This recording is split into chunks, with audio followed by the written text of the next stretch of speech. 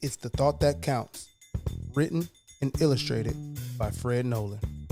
My father could never be trusted to do the family shopping. On the rare occasion when he was deputized with this task, he would return with curveballs. We were a Pepsi family in a Coca-Cola country. More than once, this instantly flat suntan lotion-flavored atrocity was offered in its stead. Cold cuts arrived in the form of pimento loaf. Despite our repeated protests, he insisted on cooking with super salty green olives. The resulting nausea-inducing Mexican food was the stuff of legend. Once in a while, he would surprise us with treats. These were equally exotic. There was a strange peanut brittle. It was chewy rather than crunchy. The peanuts still had the skin on, and it was a Pepto pink color. Even less appetizing was a Neapolitan pattern bar constructed from a paste of ground coconut and sugar. It took a lot of Fanta to wash that down. We intuited that this rare altruistic act was to be appreciated, however grudgingly. Thanks, Daddy. A few years ago, he surprised me with a birthday present. I was in my mid-30s. To the best of my recollection, he never bothered at any point in my youth or adolescence. It was a race car themed track jacket of indeterminate origin, about 3 sizes too big, red, wilted, very not me. And I love it. I took it in to have the zipper fixed, and the tailor was a little perplexed. Like this? Well, she was being delicate. I assumed she could see that the zipper would cost probably twice what the garment did. It elicits a lot of questions. Hey, you a racing fan? Not even a little bit. My father died a few years ago. Our relationship was and is complicated. I cherish this gift because however ill-suited it is, it reminds me that at least once in a while, he thought of me. And it's the thought that counts. But it raises the question, who did he think I was? I know that parents often put their own projections on their children, but this is pretty weird. Can you help me find a gift for my son? Let me look in the back. He's about 6'7", 500 pounds, and in the Russian mile.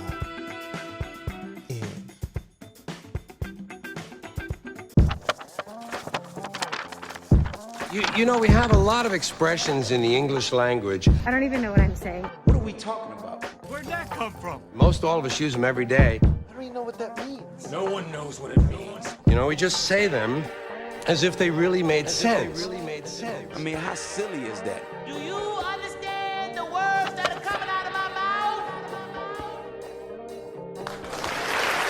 What the f*** is he talking about? Yo, so, what's good? You know what it is, you know who it is. It's me, Mario, and welcome to the Appraise, the phrase show, origins of everyday expressions, where we're here to do 3 things: unveil the origin, confirm the meaning, and assess the value of common everyday phrases. I'm talking faster than I usually do because I feel behind because we've been having tech difficulties and shit today, man, and but every day above ground's a good one. 20. How you feeling, dog? 20's in the building. What's good, folks? What's good, man? Oh, man, you know what, man? I can't complain, man. You know what I'm saying? Like, I'm just taking it one day at a time, one moment at a time. You know what I'm saying? I'm just, you know, the fact that I'm breathing is just, you know what I'm saying? So it's a good day, brother. It's a good day to be alive. Oh, man. God bless you, brother. You know what? God bless you. And make sure when you reach one, teach one. Okay, brother? One. Please. All right. I turned up the music for you. I'm going to keep going. We got a full house lightweight, sort of. We got one of my faves. This is not why. This is her nickname, but it sticks. It tracks. We got Fave from the Expression Appraisal Team in the building. Fave, what's good? Hey, what's going on? All is well. Glad to be here as usual. Would you say that every day above ground is a good one? Every day above ground that you get to see is indeed a good one. That you get to see. Thank you for sprinkling a little extra seasoning. Yeah, I like that. You made it to see. Yo, you don't, go, if you don't see it, all y'all blind niggas out there. all the blind ones feel the day. Any day you get to feel. Oh man. Anyways, we are gonna keep it rolling. Another outstanding guest here today. Guest to y'all, family to us. We got the Neighborhood Publicist. She's around town. In the background, so sometimes y'all don't know, but things that gets to moving are moving because of V. Just know that. So I'm going to introduce for the first time, the ATP show, Valese. What's good, V? Hold on. Oh,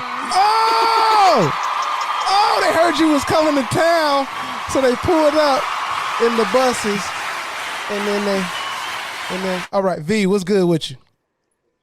I think I should just keep it going. Like I'm keeping my head above ground, making a way when I can. Making something out of nothing. Not temporary laid off, good time. Easy credit ripoffs. Yeah. Absolutely. Excellent. Oh, I gotta get that. Why don't I have an excellent button, bro? Why don't I have a Mr. Bird's excellent button? 20. We have to talk. We do. We got it. That's gonna be in our next week. I should have had that queued up. You should have had that queued up. Excellent. All right, y'all. Welcome. We're gonna hop into this episode, man. Does it matter that we can't see 20? I don't. Oh, here you go. There he is. Look. It did matter. It did. Oh yeah, I was about to say, man. I mean, let me know. If we'd have let him go this whole show without being seen, y'all don't know. Behind the scenes, 20 would have had me in a full Nelson. We don't want that kind of smoke. I don't want that. All right, y'all. What's up? I'm a humble man. You know what I'm saying? Yeah. If it meant for me not to be seen today, you get what I'm saying, brother? You hear me? If it meant for me not to be seen, that was just the universe. You know what I'm saying? Not unto me. Hotel Pington. Not unto me, my will. You know what I'm saying? Not my will be done. Oh, glory. That was glory in the background. You heard it. The angels in the background. But go ahead, brother. Go ahead. Hey, let's get into the show today, man. We got a phrase that was actually brought. It was on my mind, and then V stamped it. So I was like, V, you're going to be on this episode. And I'm like, who else should be on this episode? I'm like, Fave will probably have great opinions on this. So we're going to unveil the origin, confirm the meaning, and assess the value of it's the thought that counts. Okay? Now, before I already know how you feel about these type of fucking idioms, Mario. Like, I'm sorry. You know, bro, there's a trend. I already know how you feel. You got your Nino Brown chain on. I'm surprised you don't got the turtleneck. Let's get it going. Hey, the only reason why is because I moved a little farther south, and the studio be getting hot. Or I will have a turtleneck on. Ready to fucking. So what we gonna do is, man, let's get around and get our opinions on the phrase before we start diving into the actual structure of this thing. I'll start us off. My opinion on this, the thought that counts. Okay. Unless, like, coming from a person that isn't a thinker, the thought counts for nothing. Like, I feel like it's missing because it's a thought that counts for what? Because I get how it's used. Like, it's a thought that counts, like, take it how you get it type of thing. Take it how you received it, cool.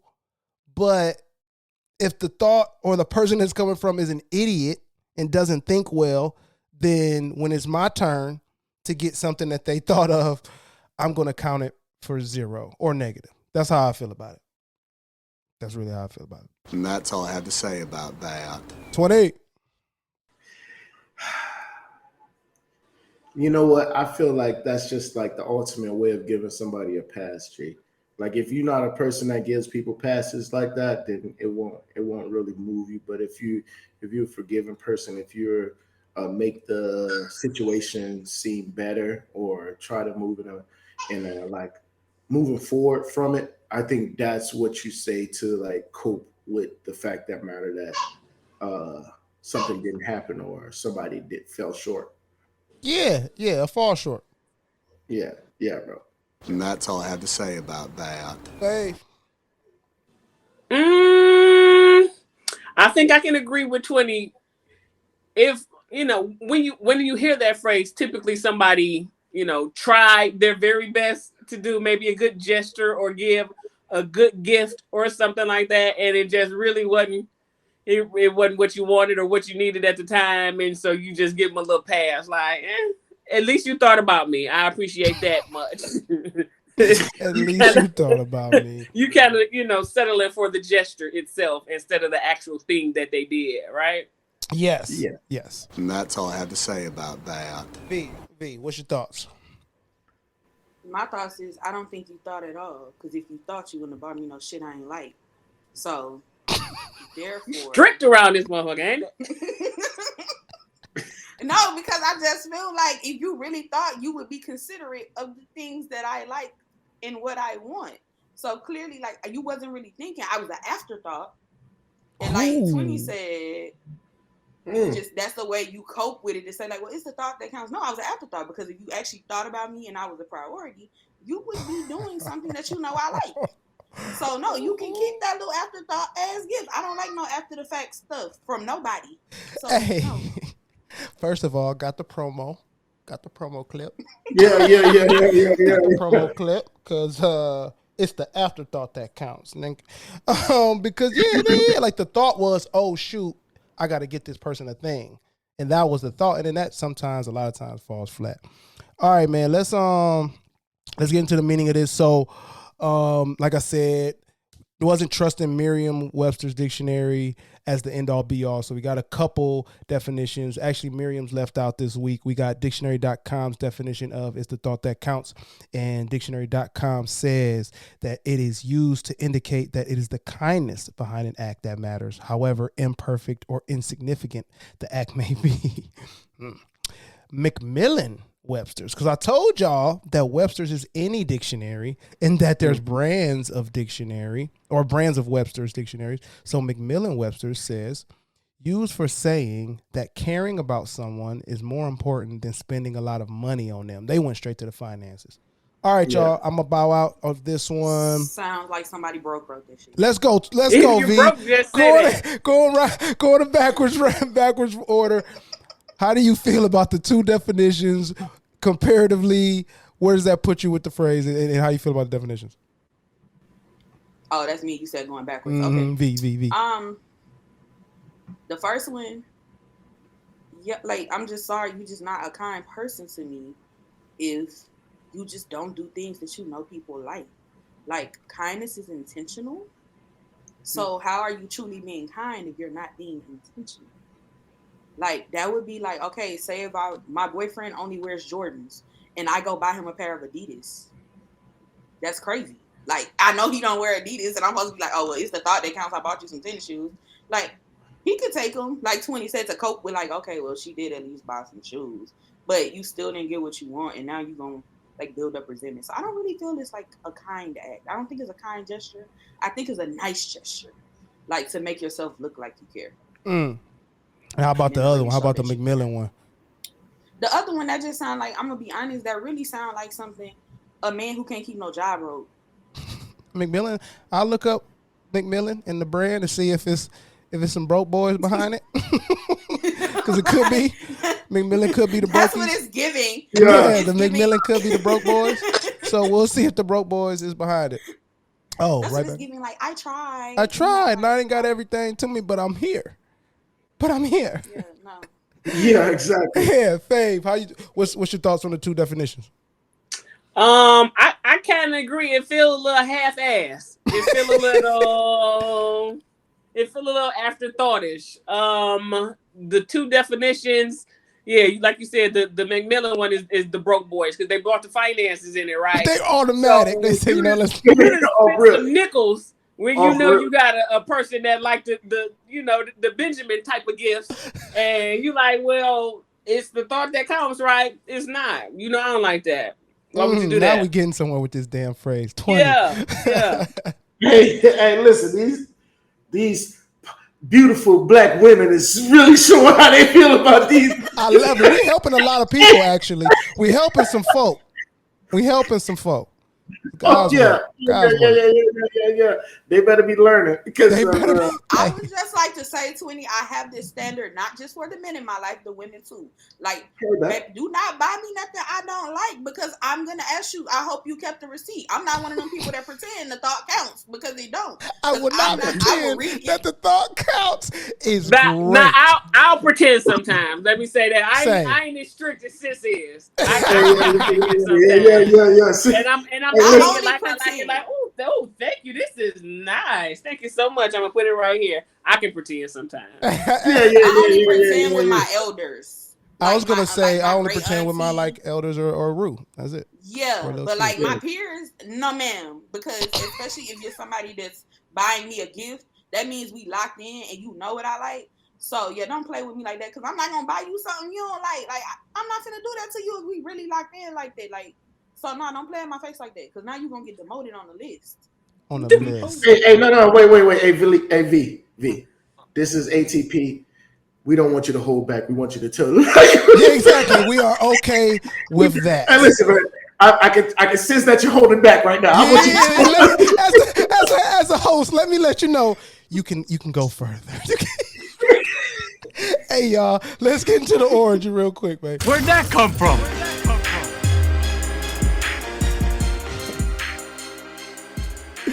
All right.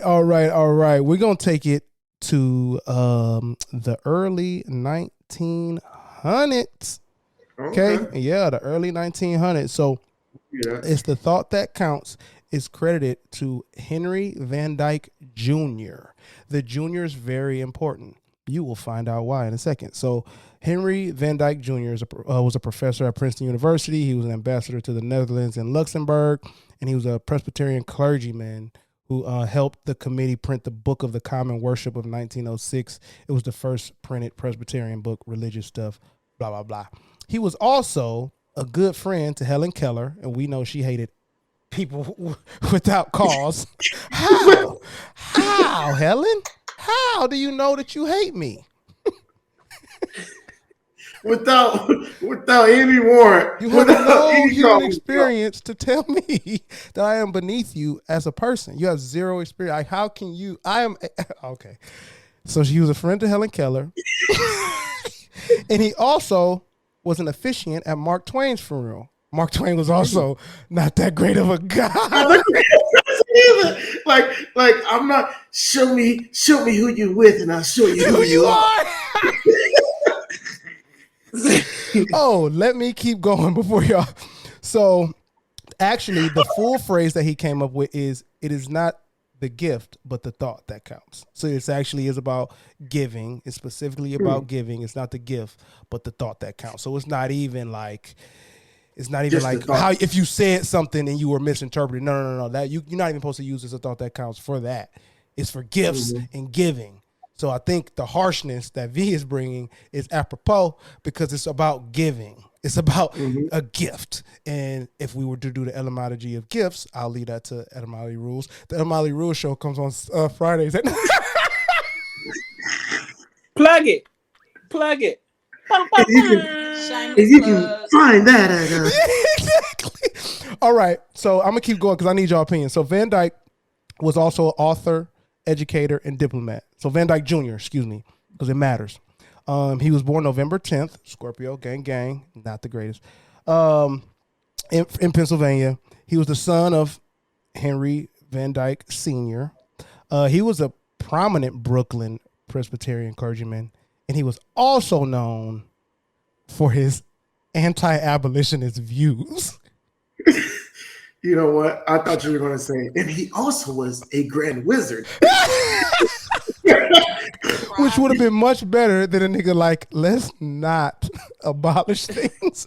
Let's keep things the way they are. My boy Mark Twain and Helen been telling me that we should keep things the way they are. So as it stands, we got one more piece of this Van Dyke guy. But as it stands, where y'all at with how this? Let me finish. Let me do the negative, positive, negative sandwich. So, among the positive writing or popular writings that Van Dyke as an author wrote, he wrote 2 Christmas stories. The Other Wise Men, never heard of it. The First Christmas Tree, never heard of it. Maybe I'll go back. He also wrote various religious themes of work in poetry and hymns and all that. And he wrote, "Joyful, joyful, we adore thee." From Sister Act 2? From Sister Act 2. Black people think that's where it came from. I know, like, because I automatically go to old buddy from City High immediately. And then I go to fucking Lauren, like immediately. Like, it's not immediately. It's not, but he wrote that. Lauren Hill wrote that on the bus to the Nationals. Yeah. It's the thought that counts. He just didn't execute it the best. It's okay though. Exactly. It's the thought that I'm trying to make up for how terrible my daddy and all his friends are. But yeah, so where y'all at with the phrase, knowing that it comes from a man who was friends with basically racist, and then it has to be a petty ass fake phrase, bro. Yeah. Then he couldn't have meant, he had to be being sarcastic when he said it. Because if he's rolling deep with that type of crowd, you get what I'm saying? There's no way that he's giving people what would be probably your favorite saying, benefit of the doubt. There's no way. There's no way he's doing that, Mario. So I feel like for him to say that has to be in a, oh, I'm gonna talk shit about this gift when I'm with Mark Twain and Helen Keller. And Helen Keller. Oh, here go Helen. Here go Helen getting me. She don't know what the hell I like. Yeah, exactly. Feel this shit, Helen. Feel this shit, Helen. Yeah, you think I like this? Feel this shit. Somebody hum this shit on her chest so she can know how I feel. No.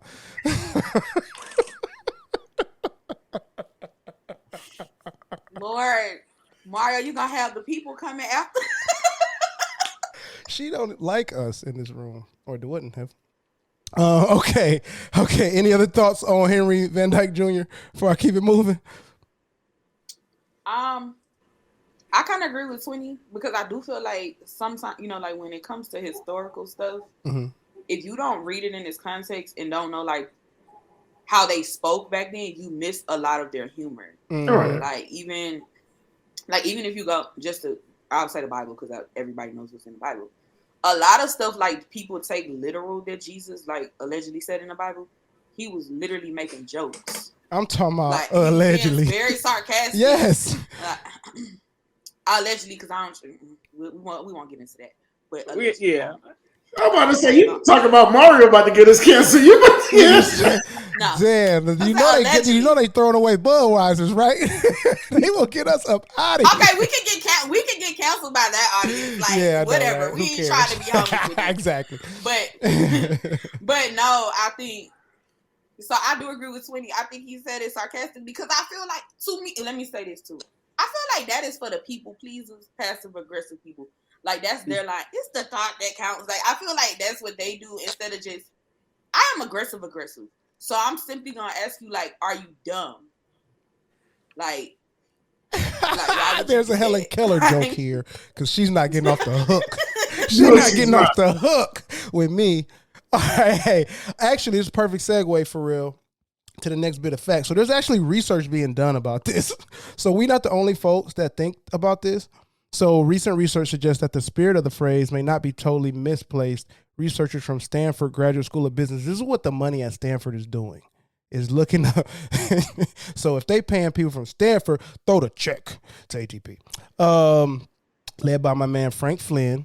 And it showed that while givers assume that more expensive gifts will be more appreciated by the recipients, there's not a marked increase in the level of appreciation from recipients. Now, I don't know who. I didn't dig deeper into this research, this Stanford research. I don't know who they got. I don't know the demographic, but that's what they're saying. Now, in one study, now this was an online one, so probably more broad demo, men consistently thought that the more they spent on an engagement ring, the more it was likely to be appreciated by their intendeds. But conversely, fiancés did not consider themselves any more appreciative, irrespective of how costly the ring was. Let me stop there. No, I want to add something. I dated a gentleman who was really into designer.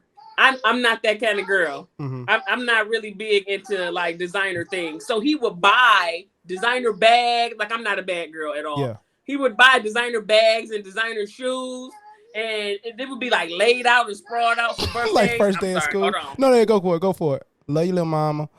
V, what you thought? I wanna, cause this is finna go back to my favorite subject.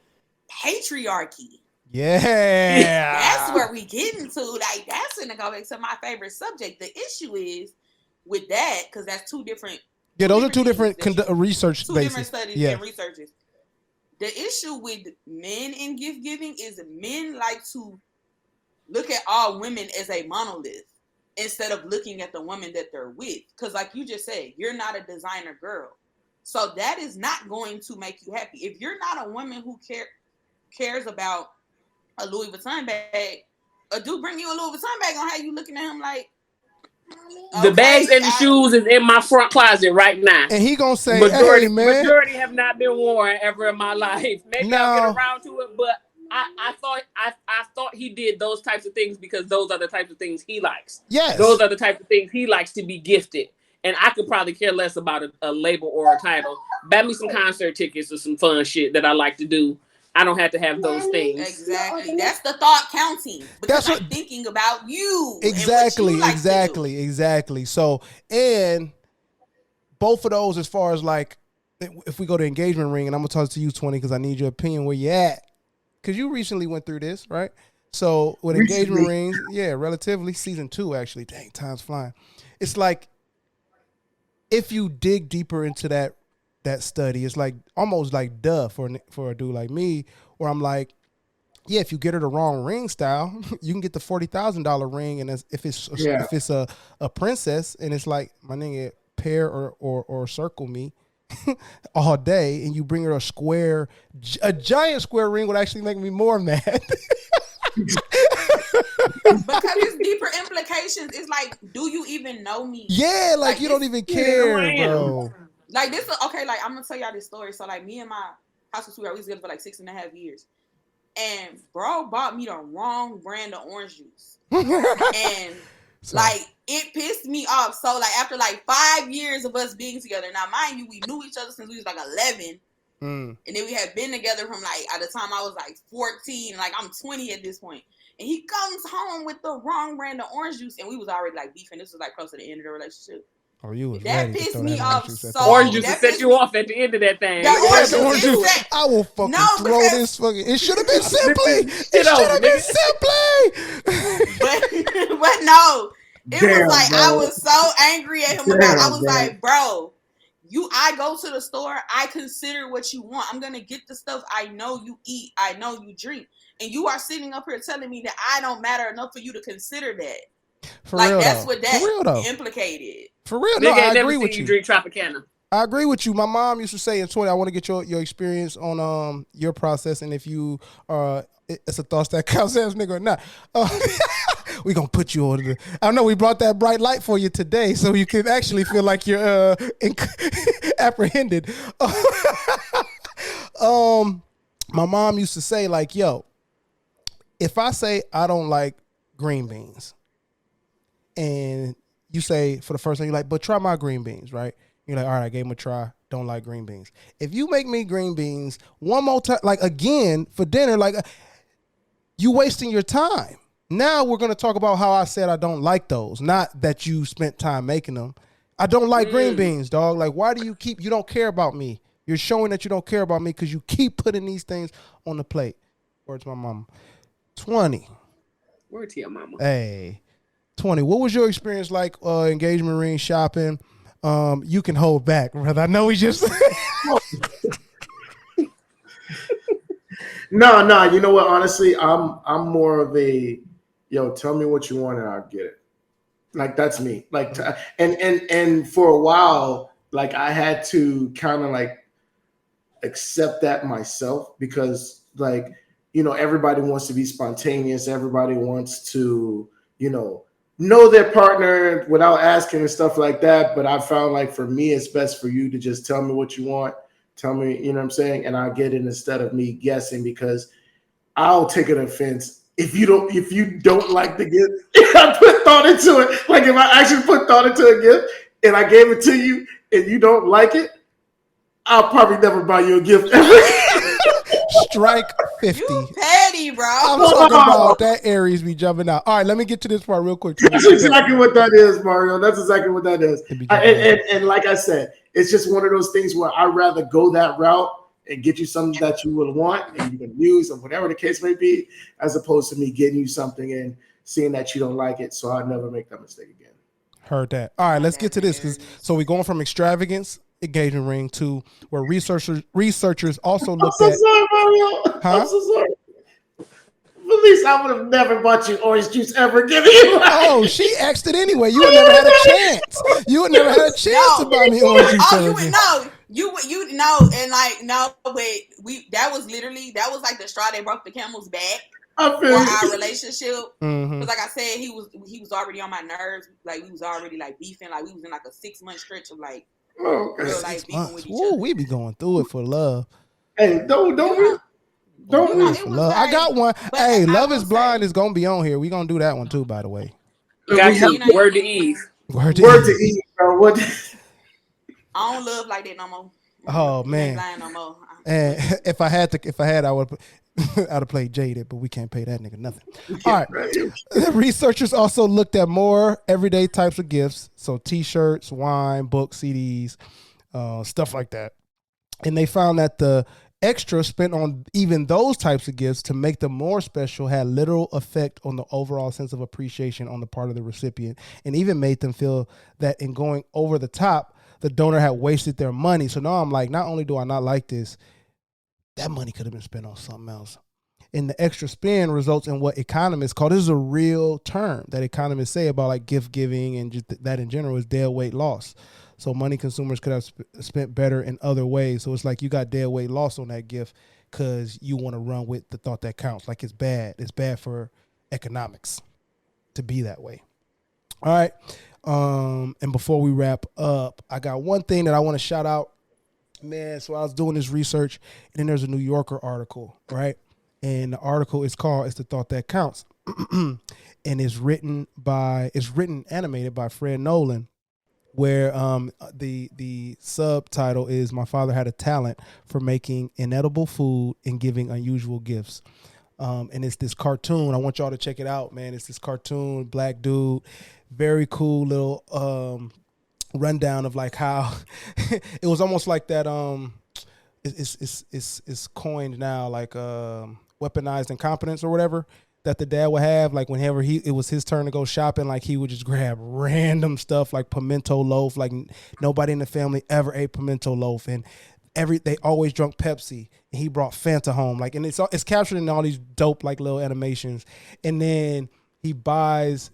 The dad, like the kid, he grows up. He's 33 years old. The dad buys him a gift. It's this oversized race jacket, like for somebody that's like 6'7" or whatever. And his first initial reaction was, "Here go my dad again." Like, thought that counts as, you know what I'm saying. And then he grew to love it because, you know what I'm saying, it was his dad trying to think of him or whatever. So it's a cool little story. And the reason why I'm shouting it out because Fred Noland is a black dude, black illustration from the Bay Area. I'm going to link it in the notes. But it's kind of a dope little twist on like, yeah, the thought that counts sucks unless, you know what I'm saying, it really counts, which I do want to like add that part, like, although I won't give like where I stand on it till after y'all grade, but there is like an essence of it where it can land. It can land, but mostly it comes from people that don't like black folks and also aren't thinking about like the context. Like the context, yes, a person's going to be, a recipient's not going to feel any more attached to a gift if you spend $1 million on it, if it completely has nothing to do with what we've ever talked about. Like, yeah, duh. You know what I'm saying? So, yeah, those studies missed that to me. So, I just want to shout that out. All right. So, let's get to... before I start, any thoughts on the illustration and shit? I was going to say to the studies and to the illustration, I want to know how many of those people were, like, in long-term relationships and marriages with people that were not considering them. And that's why that gift doesn't matter. Because I will say as a woman... most times when the men in my life have bought me like extravagant gifts to try to do the most, is after they piss me off. So no, that gift isn't gonna like, it's not gonna land. Like, it's like, I don't care that you just bought me whatever thing. Cause I'm.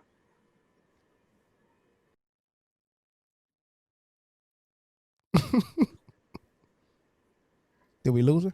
Like, don't just bring me a sentiment. So like, if you want to like make me a cute card, put it inside of the Louis Vuitton bag. The bag. Don't just come with the card, because then I'm gonna ask like, where's my real gift? Okay, like that's cute. Where's the rest? Where's the other gift? But yeah. But I think like you have to consider that part, and then also the illustration. Once again, we go back to my favorite subject. Patriarchy allows us to give our dads a pass that we would never give our mamas. Oh wait, what? Where did that come from? Okay, where did that come from? Because he's like in the illustration, Mario talks about how like the boy is like, dang, like that's annoying. Like he just be buying stuff. He just be going to the grocery store buying stuff. He just be buying me stuff. He don't. But like I grew to love it because he was really thinking. But you would not give your mama a pass for buying mama a bunch of groceries you did not eat. Home. You wouldn't give your mama a pass for buying you jackets constantly that don't fit. And then like you would not do that. I disagree. I totally disagree. I disagree with that. Because like I used to come when I came up, it was hard out there. You know what I'm saying? I'm a middle child of 5. And I got either hand-me-downs or didn't want. You get what I'm saying? And it was like a situation where it was mostly my mom was the face of that because she was the one that was taking us places. She was the one that was actually like taking us to the stores and things like that. And I feel like when it comes to that, that's why Mother's Day, like you going crazy for your moms on Mother's Day, but Father's Day, it's the thought that counts on Father's Day. You know what I'm saying? But that's because that's how they be living though. Like here's the thing. You get what you give. So you don't be thinking about if you don't think about your kids and really consider them. Like for example, I love my daddy. I'm a daddy's girl down. And I give my daddy great gifts. You know why? Because my daddy gives me great gifts. My daddy gives all of us great gifts. But if that nigga gave me terrible gifts, you getting socks, my nigga. I'm not sending you to the NBA finals like I did. I'm not sending you to March Madness, but I do that for my daddy because I say, Daddy, I want to go see Usher and stay at this $500 a night hotel for my birthday. My daddy's gonna get it done. But if you giving me terrible gifts, I am very much a keep that same energy type person. Like I tell my parents all the time, if y'all was terrible parents, I wouldn't rock with y'all. Y'all would be in the worst nursing home ever. Like just real talk. I'm looking it up right now. Because y'all good parents, I got y'all. Hey, word. This is no better time to me than to appraise this phrase. I think it's time. So what we're gonna do, 20, I'm gonna give you the power grade. All right. Fave, you're going to get the speed, and then Valese, you're going to do the guest overall grade. Let me explain to the first-time viewers, shame on you, but welcome, that we got 3. It's an A through F grading scale. It's your first time viewing, bro. I know. A through F grading scale, 3 categories. Speed is it eloquently set? Power is the impact. Does it change things, shift things when you hear it? Speed is the eloquence. Does it flow off the tongue? And then we got our guest preference. All things included, just 1 overall grade. How is the guest feeling about the grade? So V's going to take care of that. 20, power. Where you at, brother? All right. I feel like all personal views aside, power has to be A- to A. Mm-hmm. Because just in the sense of it'll get you out of that position. You get what I'm saying? Mm-hmm. Like whoever says it kind of gives them that room to back out of that situation. Like if you do give a bad gift or whatever the case may be, or give a gift that somebody doesn't want, the gift person, the person that gives the gift, can be like, oh well, it's the thought that counts. Back up out of this situation. You get what I'm saying? Mm-hmm. Or if you don't want to hurt somebody's feeling that gave you that gift that you don't want, you can kind of say, oh, it's the thought that counts. That backs you out of that situation, and nobody kind of gets scathed. Everybody kind of, everybody's safe. Good. Yeah. Everybody's safe about that situation. So when it comes to power, I give it, I'm gonna go A- on power, because just on the sense of it has lasted over 100 years. And also, it's one of those situations that kind of gives you that sense of safety when you're sad, as opposed to if you're not a person that enjoys conflict. Gotcha. If that makes sense. Yeah. A-. No, that makes sense. I'm going to hold on to all my thoughts to the end. Speed. Fave. I think it rolls off the tongue pretty well. It's a cop out for sure.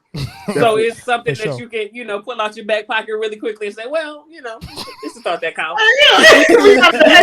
You can even with their run shoulders to away. his It's a thought that counts. You can just run away. You can pour that out real quickly. It rolls off the tongue. It flows.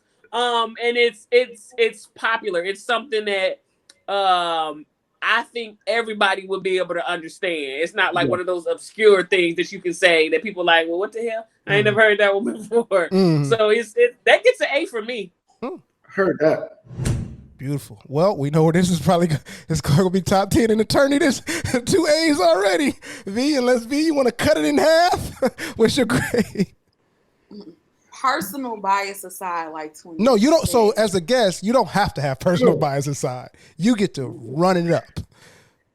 No, but personal bias aside, the phrase is A1 at gaslighting people. Yeah. So I'll give it an A. Yes, it is. I'll give it an A. Yes, it is. It is A1. It is some A1 manipulation. Like It is. I got it, and that's It is. like It is. it does what it's supposed to do. It gives what it's supposed to give. Like I can't even. For sure. Can't even. Yeah. And you want to talk about anti-abolitionist family, you be like, what? You're free? You're free? You don't have no land. The It's laws the will thought work that against you. It's the counts. thought that we let you free. Separate but equal. Hey, listen. Yeah, exactly, bro. It's one of those ones where, hey, man, listen. I think y'all should be free, but it's the law. It's the law. It's the laws that making me. Yeah. You know what I'm saying? Like I want you to be free, but it's the laws that has me making sure that y'all. Chill out. All right, my bad. Back to V. What's the grade? My bad. I'll give it an A. All right. Now, do you want to reiterate how you really feel now that the grade is in and stamped?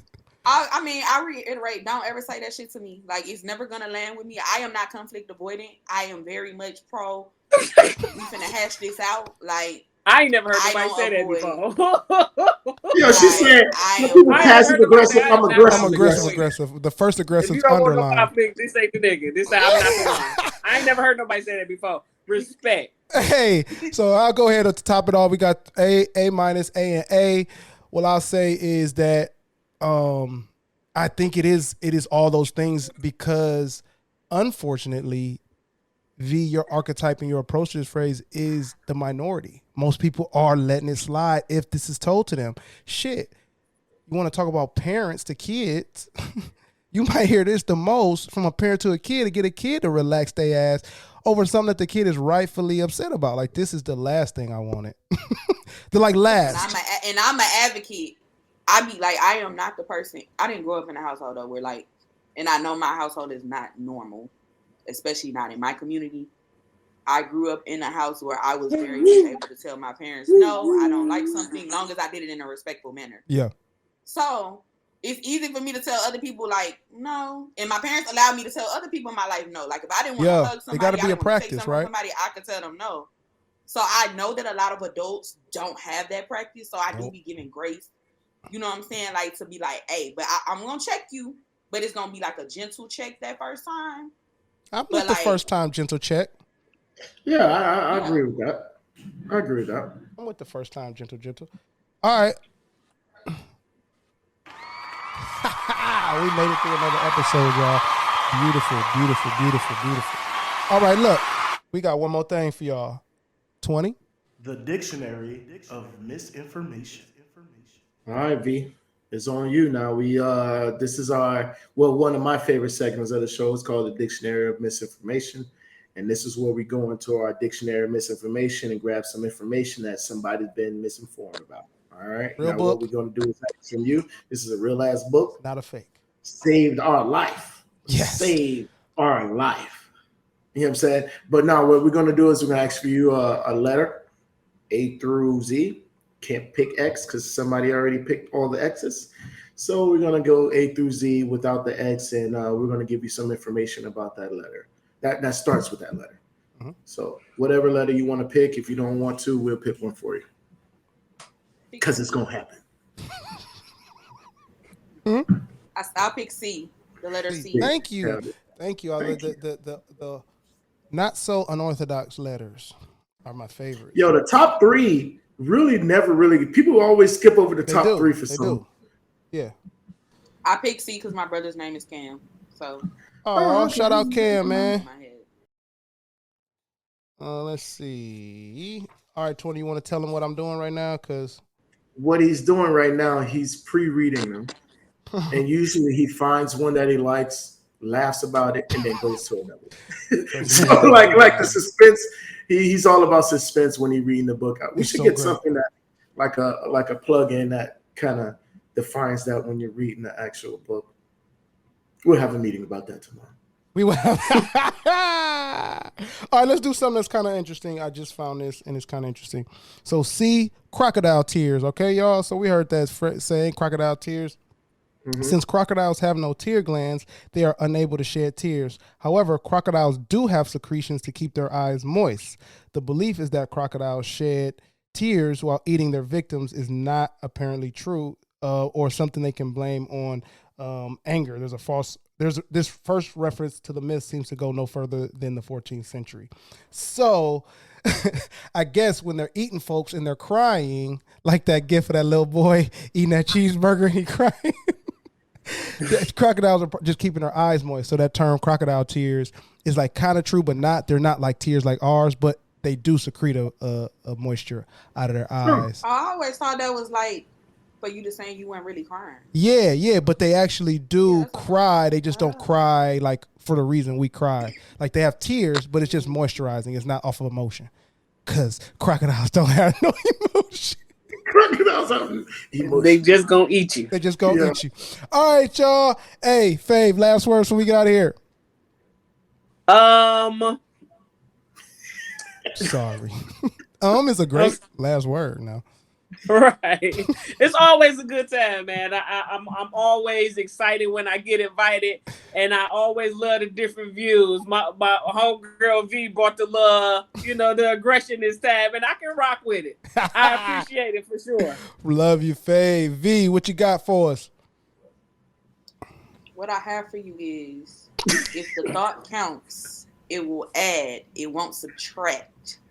So make your damn thoughts count and think about the people in front of you and not everybody else and what they like and what you like. Think about the person in front of you so your thought actually counts, okay?